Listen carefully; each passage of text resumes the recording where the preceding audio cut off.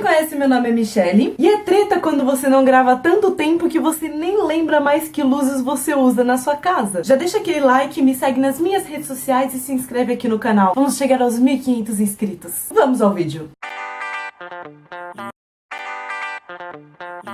Dia desses, eu vi uma pesquisa que falava que 40% dos brasileiros não leem e 30% deles nunca nem comprou um livro na vida. Eu também vi que, em média, o brasileiro ele lê 2 livros por ano e às vezes ele nem chega a terminar um desses livros. Algo assim, se vocês pesquisarem rapidamente no Google, vocês encontram. Não vou ficar deixando link aqui embaixo pra comprovar o que eu tô dizendo. Aí eu fiquei pensando que talvez essa pesquisa seja especificamente sobre livros. E que ela não tava contando se o brasileiro ele lê revistas, se ele lê matérias, se ele lê blogs. E eu também fiquei pensando, por que será que o brasileiro lê tão pouco? Aí eu comecei a conversar com outras pessoas que também leem, leem mais ou menos, leem bastante, leem muito mais do que eu. E nós chegamos a algumas conclusões que eu quero aqui dividir com vocês. Eu juro que eu vou tentar condensar elas o melhor possível, porque eu acho que esse vídeo vai ficar um pouquinho grande.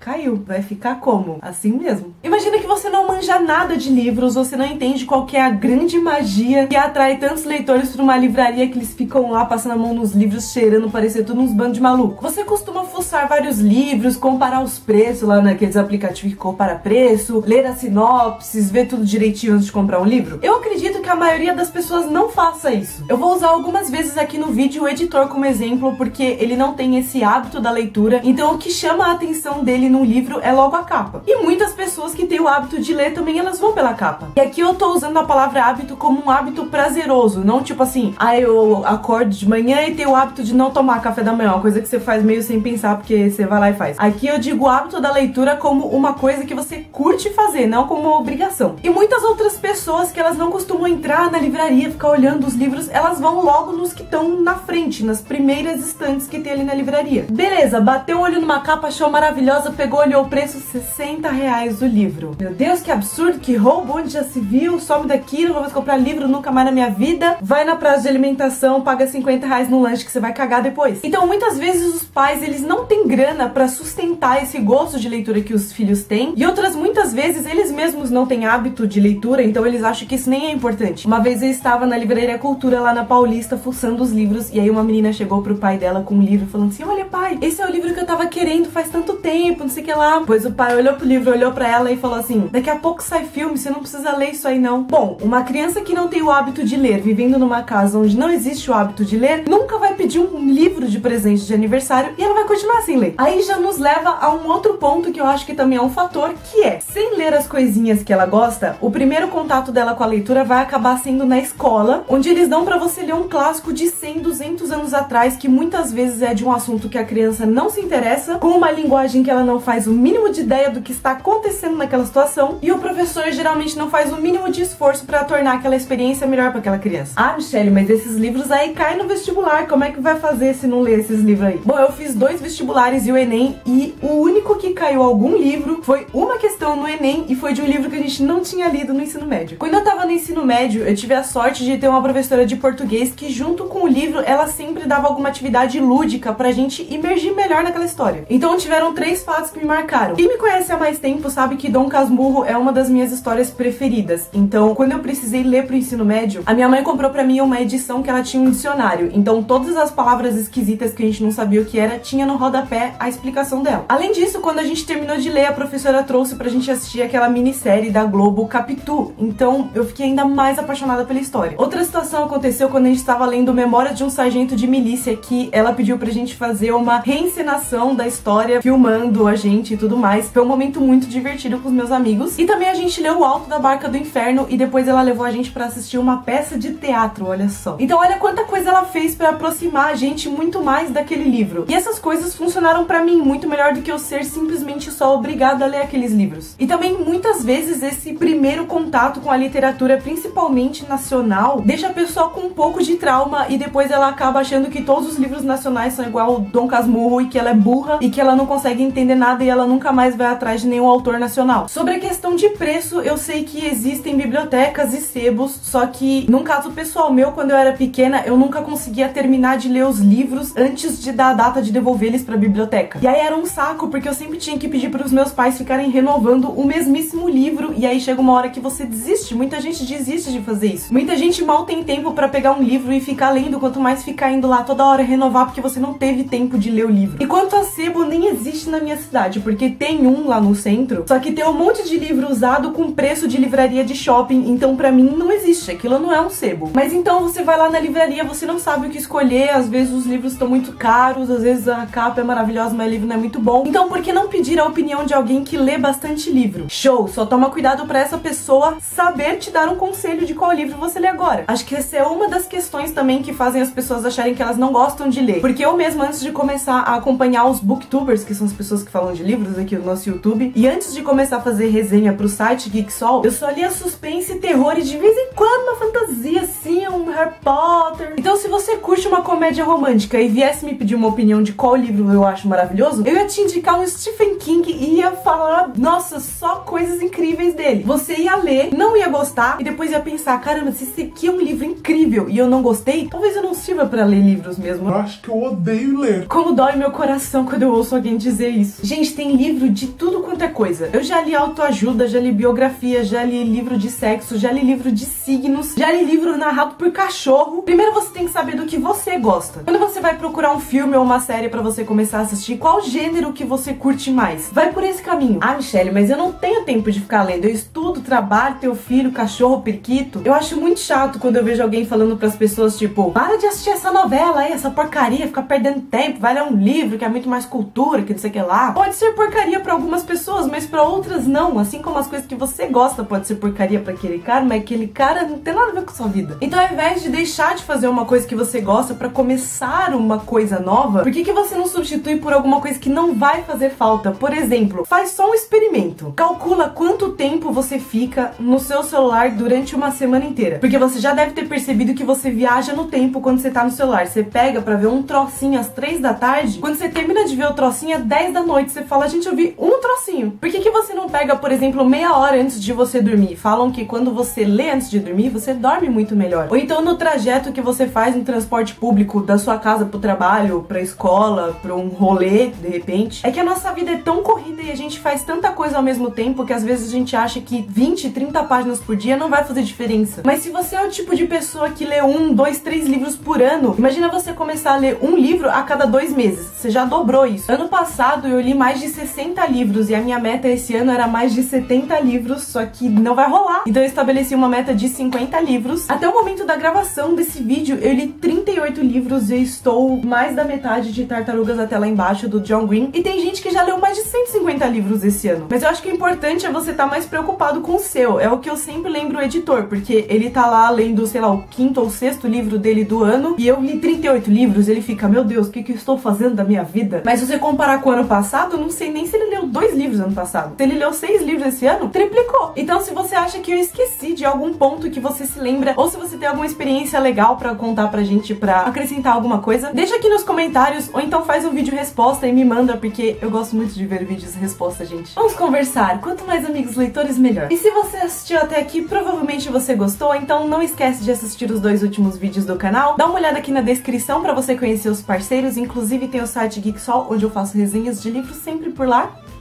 E até a próxima!